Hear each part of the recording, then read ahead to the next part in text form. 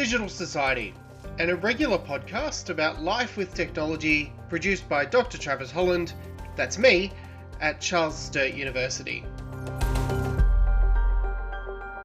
In this episode of Digital Society, I want to think about some of the various ways that the internet is regulated. Now, regulation is typically thought of as something that is undertaken by governments or political authorities. However, it is also a social process.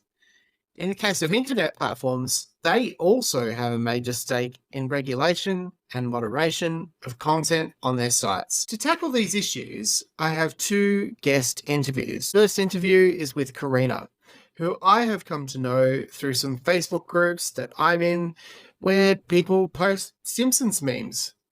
Karina is an admin of 4 of these groups with a total of several 100,000 members. We talk about how an admin approaches moderation, setting rules, and keeping group members engaged and happy. Then I speak with Ben Hayward from Monash University. Ben is an academic who has a research interest in how cross-border trade regulations impact digital goods. Enjoy. Karina, thanks for chatting. Thank you. Thanks for having me. That's all right. Karina, could you introduce the groups that you admin and a bit of detail about how you came to admin them as well? All right. So I've got Compute Global HyperMegaNet. So that one we created about 8 years ago.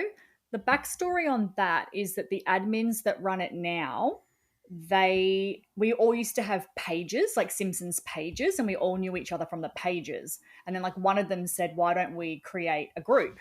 So we did. And it was one of the first, I think, that had hit Facebook. I think UK Simpsons was around at that time, but it's been going for 8 years. It currently has 105,000 members. So I've primarily admined that one for a number of years. And then I've met so many people through those groups and made so many friends. And then we've kind of gotten into group chats together and branched off and made our own group. So I've got Rancho Relaxo that has 58,000 members, and Obscure Simpsons Characters has 279,000 members.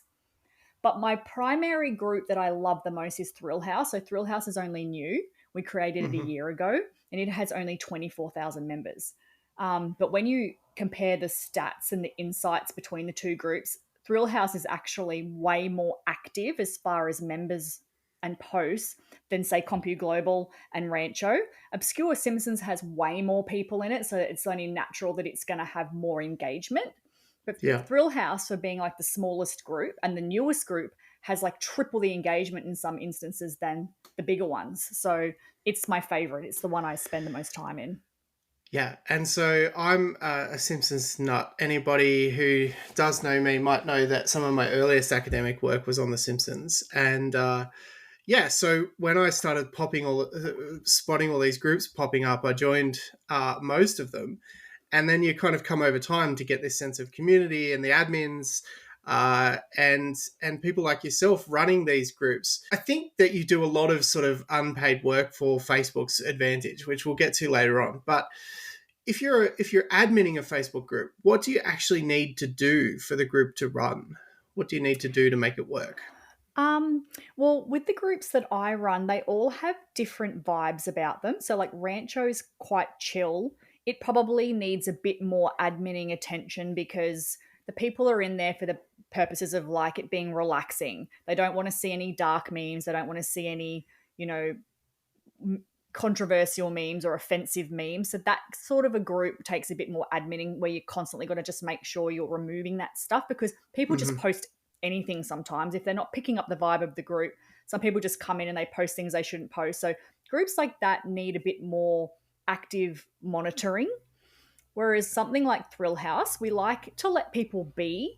So we're welcoming all content, obviously within reason. We don't want heavily racist memes or anything, really bad. We don't want anything like that. But we're very clear on our rules with the members. It's a smaller group, so we can reach more people when we're trying to like convey our rules. So Thrill House doesn't really need as much heavy content moderation as some of the other groups. But it's really, I feel like getting a rapport with your members is really important.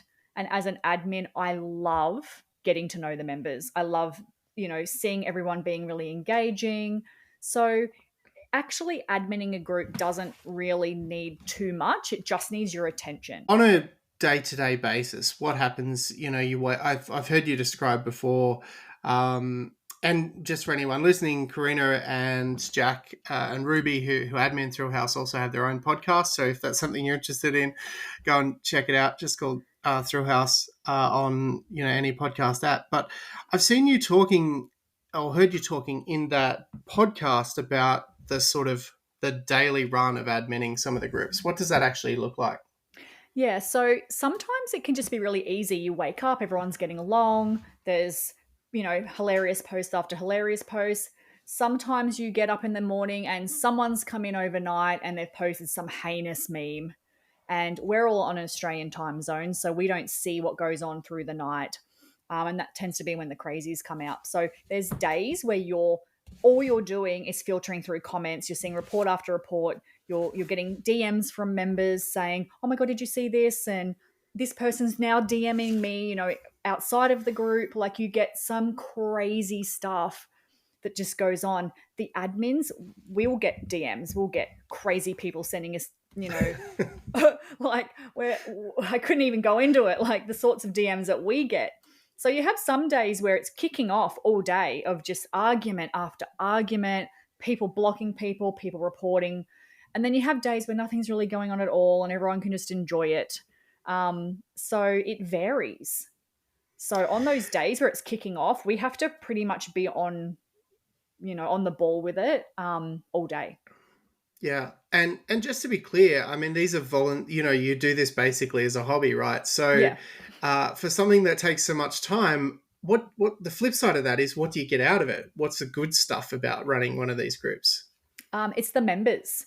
Like, we understand that these groups, and it might sound weird to people who aren't in groups or aren't in communities like this, it means so much to people. And the positives are like we love seeing the comments of people like, this is our favorite group. They just love Thrill House. We love seeing the memes about our podcast when we give shout outs on our podcast to the members that stand out for the week. And the positives are those interactions with people that are just regular members, and we get to know people and you get to know their meme style. And it's like we call it like a little virtual hangout. And that's the part we love. I love opening the groups up in the morning and just like seeing my, internet friends or my virtual friends and what they're up to. And we're all interacting. And that's the part I love about it. And that's what keeps it interesting. And, and the funny thing is, when you have the bad moments, they're still funny. Like, I love drama. So even when it's bad, it's still like funny to me what's going on. Yeah. So the drama's good too. I think that sense of community building, that's almost what the internet was ideally seen to be, right? That's what people hoped the internet could be. And we often think about the internet still as this sort of toxic place where anything goes. But Facebook groups, I've certainly found this. I think these groups are genuine communities. People sort of vibe well and look after each other, and are just there to have good bants and jokes, which is great. So yeah, it's true. And I've made so many friends. Like, I think Compu was my first group, so 8 years now. And even Ruby and I are great friends. And then I obviously met Jack through it. And even like picking your admin team is really important as well, because I'm not easily offended, and neither is Jack, and neither is Ruby. And I detected that about us as friends like pretty early on. And then adminning groups, like, you can't admin groups and then impose your personal agenda into how you admin it. Like, I see plenty of memes I don't like, plenty of content that I think, I don't get that. I don't know what that means. And I just scroll past it. That meme might not be funny to me, but it's funny to all those people that are commenting on it right now. And you can't admin a group and then have your own personal bias as part of it, because for me, the group is for the members. Somebody actually described it as, it's your sandpit, I just play in it. But I'm like, yeah, but I love having you play in it. I want to build a group that people are going to go and say is awesome. I don't want a group where people are like, the admins over there are like deleting and banning people. Like, we don't do that. And I've learnt that along the way. So that's why we have a very small admin team with Thrill House. So Talking about that admin team and that sort of labor that goes on there, Facebook systems do really rely on community admins and moderation. And you've got the groups that run on that. And obviously, people voluntarily set up pages. And then, even on the feed, they kind of rely on people reporting stuff for it to come to attention of Facebook staff or to be removed by the algorithms. Do you think it's fair, really, for a company like Meta to extract so much value from volunteers like that? I think it's a flawed process because I don't report content, but for a while there was a particular group where I'd had a bit of a beef with the admin, and they had no filter on their memes, and they were posting like pedophile memes, really gross stuff. And I was reporting those memes.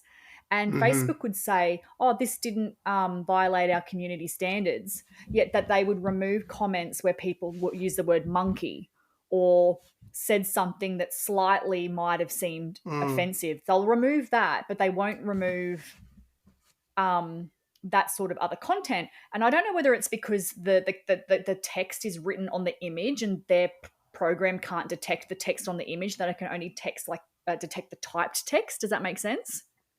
Yeah, I Like in think the for a while yeah. that was certainly the case, but they seem to be getting better at that as well. Yeah. Yeah. So I just felt that Facebook's intervention with it was flawed, really flawed, because we Mm-hmm. get little notifications saying Facebook has removed this. It doesn't impact your group, but just you need to know. And we'll click on it and it's nothing. It's nothing. But it's leaving up Yeah. stuff that's something that's really bad. And I just find that, yeah, pretty flawed. They feel like they should just leave it to us because we can physically, admin that sort of content. Have you ever had any interactions with someone from Facebook? Running groups of what about 105,000? You said was the biggest. Is that right? No, Members. Oh, 279,000 is yeah. Wow. Obscure Simpsons. Yeah. Yes, I have. So many years ago, I had to reach out to them because we were getting another Simpsons group was trying to infiltrate our group and kind of bullying our group. And so they used to have a feature that if your Simpsons group or your group on Facebook was over X amount of members, you could contact them. So you Mm-hmm. were able to go to a support inbox and you were able to sort of say, this is the issue that I'm having. And a real life person would be able to reply to you and you would have a case open and you'd be able to give all the details that you had and that they would be able to look into it for you. And so they had that for a while, but I don't think they have it anymore. I couldn't find it Mm. when I went to use it. Sort of, I didn't really need to use it, but I did go digging to see if they still had it, and I don't think they have that anymore. And so that was handy because how else do you stop it? If Yeah. reporting's not working because they're not detecting, it's violating community standards. So unless there is another avenue that I'm not aware of, they did take that away. Yeah, that's an interesting shift, right? And because I guess media companies have found this quite a lot is you sort of pivot to meet Facebook's strategy and then suddenly they change things again. So Yeah. uh, the same thing kind of happens when you're adminning these groups. You're trying to meet the standards, but by the same token, it's your community, and so you're kind of trying to figure out how to play in their sandpit to borrow that. Karina, so if you're adminning four groups, what and you kind of went into this a little bit. You little mentioned some of the differences between the groups, but do you put many written policies in place, and then do you find you have to have exceptions to those? Like, what's the approach to moderating and adminning posts? When you create the group, you're already familiar with what the vibe is. So Mm-hmm. I can look in Rancho and I can see that doesn't belong there. And we do have rules. Every group has rules set out. And yeah, there's always gray areas, and it can be really tricky because sometimes, like, we all have jobs and lives as well. And sometimes content will get missed, and someone will post something and then it'll get deleted, but somebody else has stayed up. And then you get a DM going, why was mine deleted when, theirs got to stay up? Like, it can be really tricky with that. And there's a lot of gray areas with some posts. But to be honest, I'm mostly active in Thrill House. Like, my name is attached to Rancho and Obscure. We have the same admin team for both groups, those ones. Compu is separate again. So with Thrill House, we have a more relaxed set of rules. Mm-hmm. As I said, we like to let people be. We wouldn't even really check the reports when they come in. usually just maybe for a bit of a giggle at what someone has deemed offensive. But we're very clear on if this group offends you, it's not for you. If the internet Mm-hmm. offends you, this group isn't for you, because we allow people to be free and we allow gross things, everything within reason, but we do have to make the odd post every now and then to say, you know, people are reporting these things. Like, if this isn't for you, if you're easily offended, if you can't handle words on the internet, you might be best at Rancho. Rancho's more relaxed. Mm-hmm. They don't allow that. They moderate that, and their admin team is a lot bigger as well. So and they've got Northern Hemisphere admins as well. So it's covered sort of around the clock. Yeah, so the time zone makes a difference there. I've seen jokes in Thrill House about, the admins are asleep, and so like the North Americans are playing up because you guys are on the east coast of Australia. So is that a challenge? Adminning a global group, but all being in Australia, so you kind of have a sense of you don't have all the cultural context that other people might have. No, most of the groups consist of the same demographics, so I'm pretty used to that. But yeah, it is funny when you wake up, and because we wake up to DMs where they're like, "Oh, just letting you know this happened," and it's like, okay, just move on. Like, just report it. Just scroll past it. Like, we'll see it in the morning and we'll deal with it then. Like, you're not going to combust if we don't see it immediately. So it's funny what people get like. Oh God, got to text the admins and tell them this is happening. Like, we'll see it. It's fine. You'll be okay. Like, don't worry about it. Yeah, like your world is not going to fall apart if an admin for a Facebook group that's based on a television show doesn't reply to you. Yeah, it doesn't away. see the meme that's that's causing problems. We'll see it. Don't worry. So, and people are really good at, like, if someone does kick off in the groups, people are really good at sort of jumping on them and putting them in their place as well. So they kind of do that on our behalf. But yeah, sometimes we've got to swoop in the morning. Like, we wake up to an abundance of notifications and messages and like, oh, what's happening? And like, I'll message Jack and be like, oh, have you checked the group? Like, what is happening? But it's all in good fun. Like, we want everyone to have fun. That's what it's for. Yeah, for sure. Karina, thanks so much for that chat. That's been really interesting to get the insight of someone who's managing communities with hundreds of thousands of members on Facebook. And I think, it's an interesting insight to something we often don't necessarily think about when we're using these groups for ourselves. So if people are interested, check out, if you're a Simpsons fan, check out Thrill House or obscure Simpsons characters or any of Karina's other groups, and the Thrill House podcast as well. Thanks so much. Thank you. Thank you so much. My name is Ben Hayward. So I'm an associate professor in the Department of Business Law and Taxation at the Monash Business School.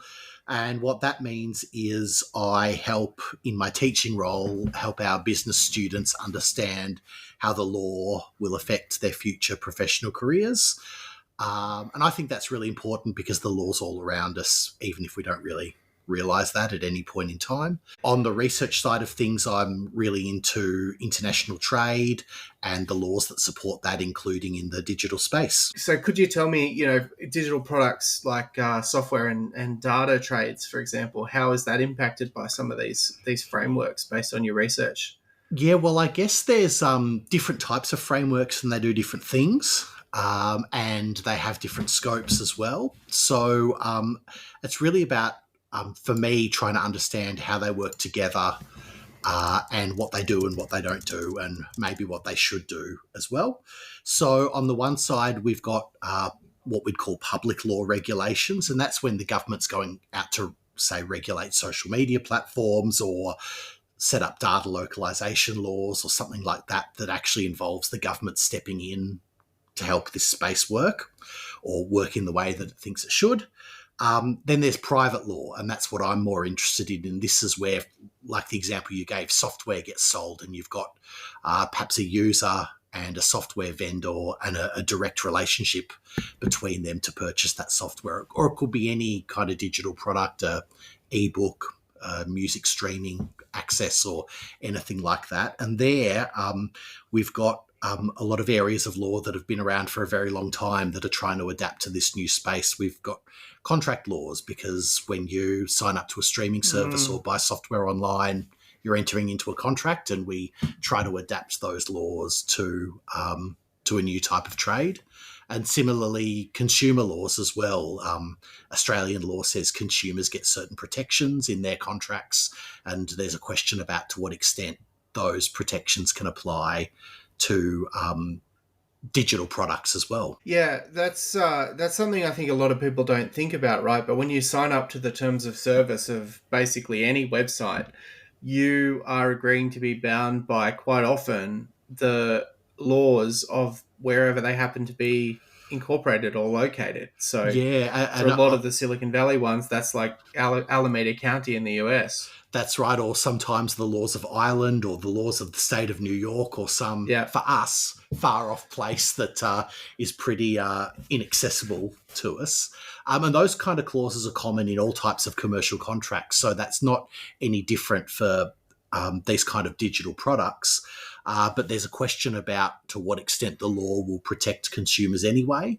And there was an interesting case involving the Valve Corporation that runs the Steam computer gaming platform, where even though their terms of service said that their relationship with their customers was governed by a foreign law, the compulsory protections in Australia's consumer law were able to apply anyway.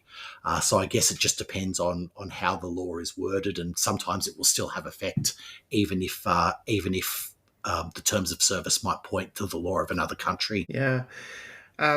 You mentioned that in some of your research you had been looking at these, and you've kind of hinted at some of these regulations and what they are, but specific specific laws or regulations that were meant for physical cross-border trade, right?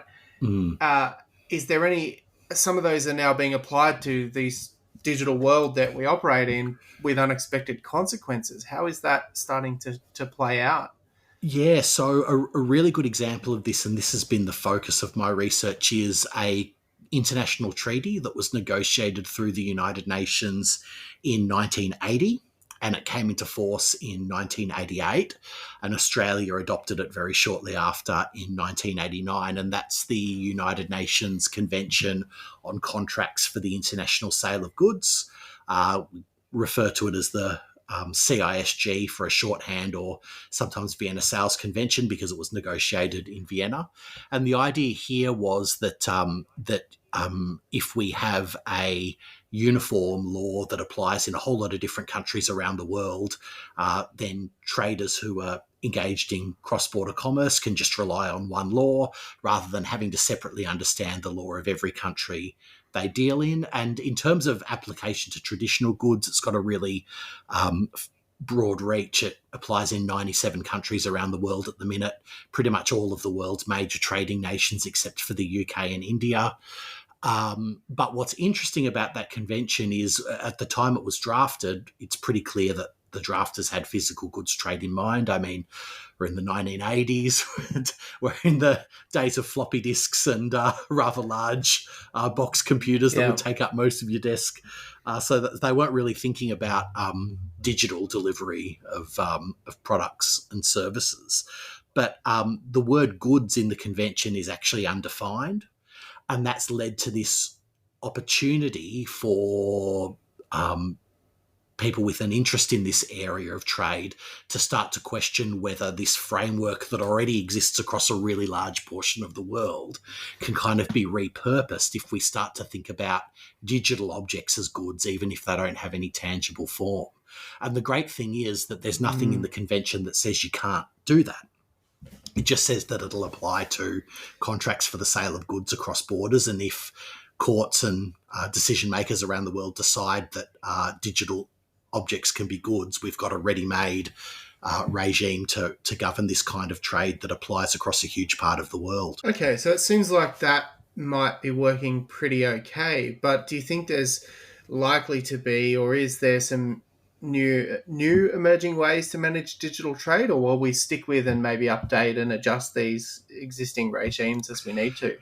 So, yeah, really great question. And the problem with trying to create something new is that it takes time and effort, and even passing new laws for purely domestic purposes is a pretty hard thing when you think about the limited number of days Parliament sits and how many different competing pressures there are on the government's time and Parliament's time. And at the international level, you just multiply that out and out and out. And it'd be pretty hard to try and replicate something with that reach today, specifically to deal with digital trade. But what we do see in some parts of the world is countries developing new laws on specific issues to support the existing laws. So a really good example is the Law Commission for England and Wales held an inquiry recently into digital assets and how they're treated under English law. And they proposed that the law should be clarified to recognise that you can have ownership rights in crypto tokens, for example. And that's a bit unclear on the law at the minute, whether as a matter of law you're considered to actually own them in the same way that you would own a laptop computer or a car or a house or any other piece of property.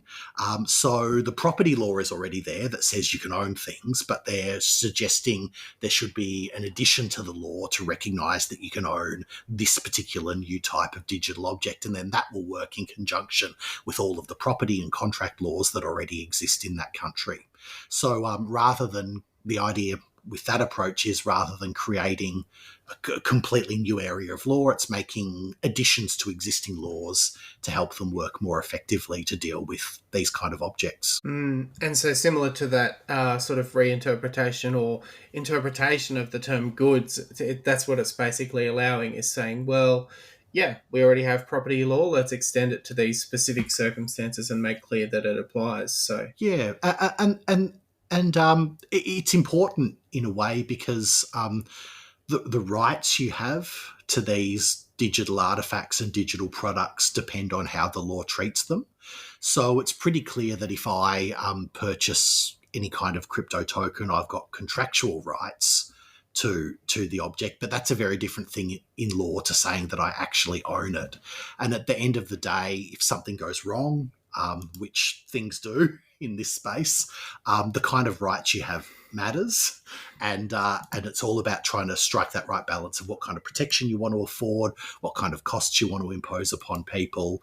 And so what's really great about that example with the Law Commission for England and Wales is they really engaged with the legal profession and with industry experts as well to try and come up with a law reform proposal that they think will work. So it's a bit of a watch this space. They've only just released the proposed changes to the law. It hasn't happened yet, but it just goes to show that it's something that lawmakers are thinking about, and it's something that that the legal system recognises is important to deal with. Yeah, it's really interesting to think in general how the use of the internet continues to be defined by physical geography. So, right down to having top-level domains linked to individual countries, or the internet's technology was kind of built with Roman characters in mind, English characters in mind, rather than Asian characters or Arabic, for example, and it's only been relatively recent that's been updated. So yeah, those things continue to be challenges. Do you think for consumers there are any sort of legal traps in buying digital goods across borders? Is that a problem for the everyday consumer as opposed to businesses trading? Yeah, possibly. And I guess the thing that amplifies the position for the consumer or the risk for the consumer is it's so easy. You don't have to leave your home. You can do it from the comfort of your armchair on your phone.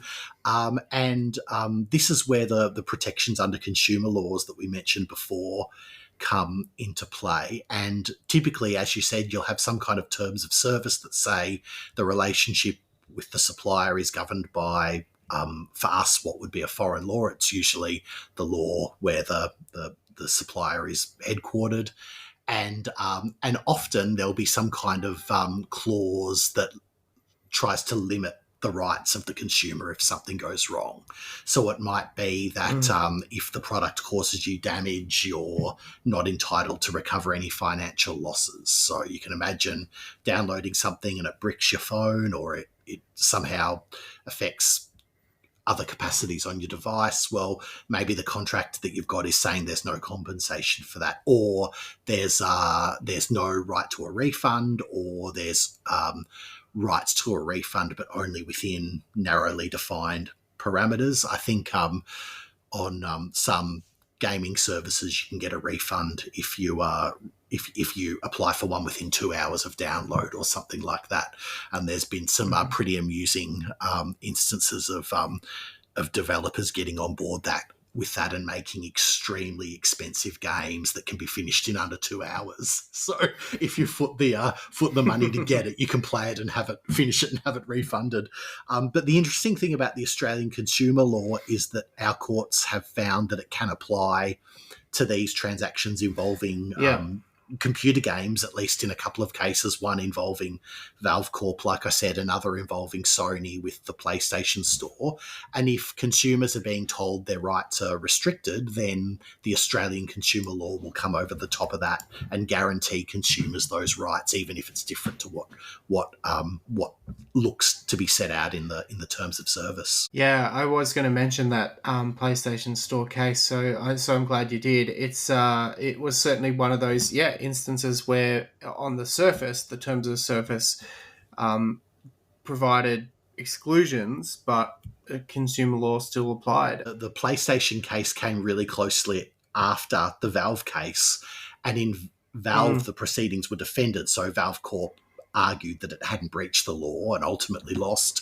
And when the proceedings were brought by Australia's consumer watchdog against Sony Europe, it pretty wisely, given what had happened in the Valve case, I think, admitted that the contraventions had happened and avoided the whole need to go through a long and expensive trial. I think it was pretty clear that there was a breach there, and the penalty then followed. Does it matter very much if the company has a local presence? Like in the case of Sony, they have Australian offices. Does that matter to these cases? It looks like it doesn't matter in terms of liability for breaching the law. There have been a series of cases now that have found that if companies are dealing with Australian consumers, that's enough to bring them within the scope of the consumer protection rights. They may not have a physical presence in Australia. That might affect the government's ability to recover any penalty that's imposed. But in terms of being bound by the law, if you're dealing with Australian consumers, it looks like that's probably enough. And I've had some interesting discussions with lawyers who work in-house for companies, international companies, who really tell me a big part of their job in terms of the companies dealing with Australia is just making sure they really clearly understand how the consumer laws are going to affect what they propose to do. I guess that's certainly good news for consumers, because Australia does have those strong consumer laws in place, and it would be a shame to see them undermined by all of this wonderful technology, which we all appreciate and use. So one interesting aspect of that, though, which comes back to the point I made earlier about trying to work out how far these laws extend, and it's something that's interested me for quite a while about Australia's consumer law. In its definitions, it says that goods includes computer software. And we're in a world now where, if you think about computer software as being a traditional kind of desktop program, the types of digital objects that consumers buy routinely might extend beyond what we think of as computer software.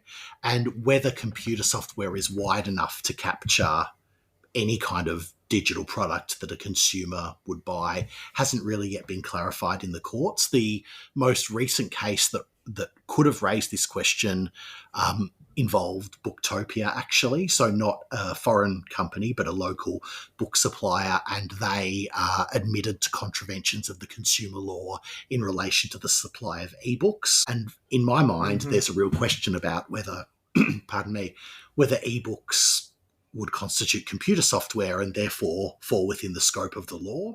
Probably didn't make sense for them to try and argue that point in this case, since there were a whole lot of other issues in relation to traditional physical books as well, so that it was going to be clear that there were breaches of the law anyway.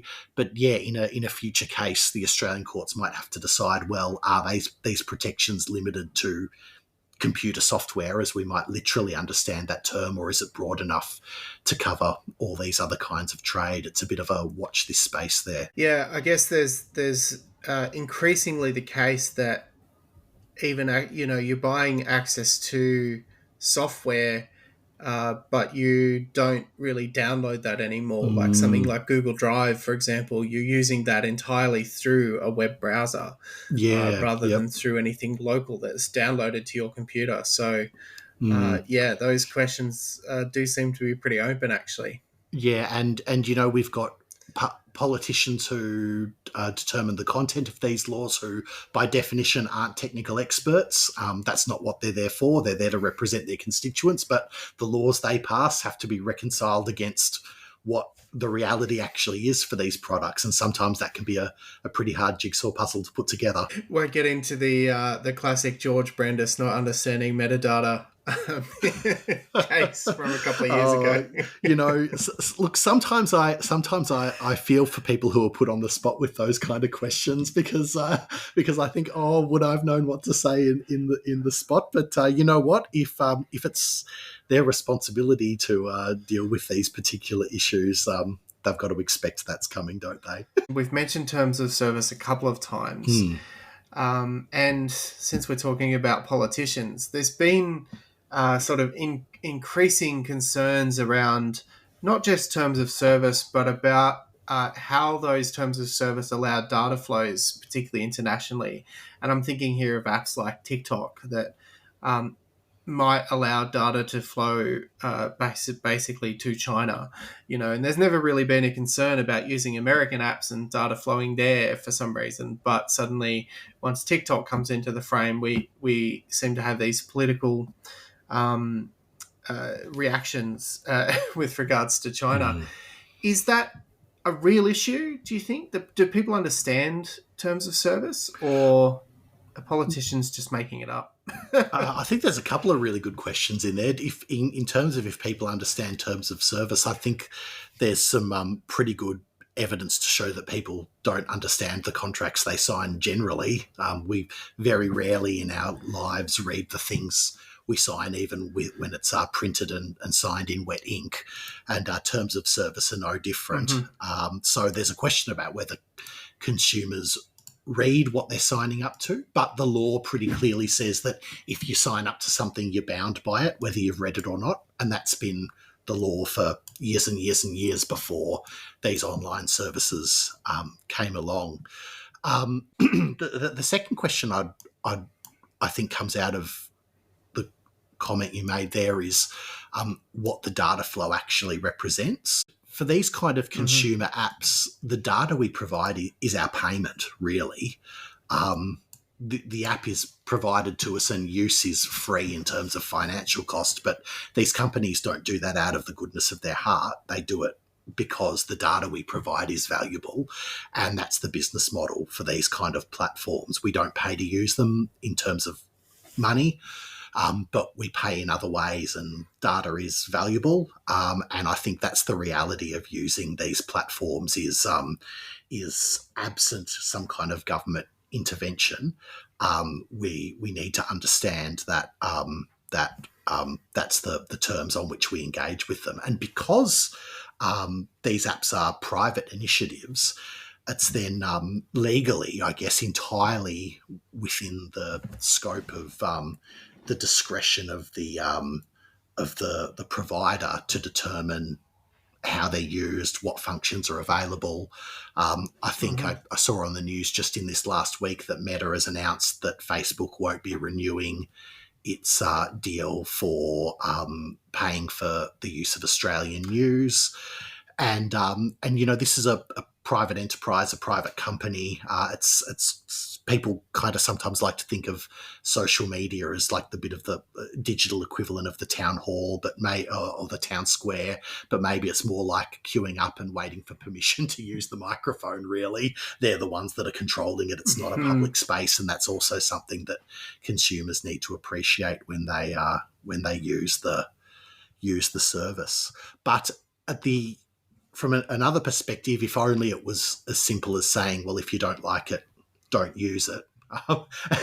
There's a lot of peer pressure involved, practical needs of connectivity with people in our profession. There's a lot of kind of social reasons and professional reasons why using these platforms is useful for us. And I guess it's good if everyone understands a little bit better what the price we're actually paying for that is.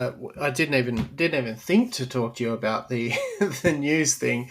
I'll get into that on a future episode. So thanks so much, Ben. I really appreciate your expertise and very interesting chat on some aspects that perhaps a lot of people engaging with technology don't think all that much about, but really shape how they use and access these tools.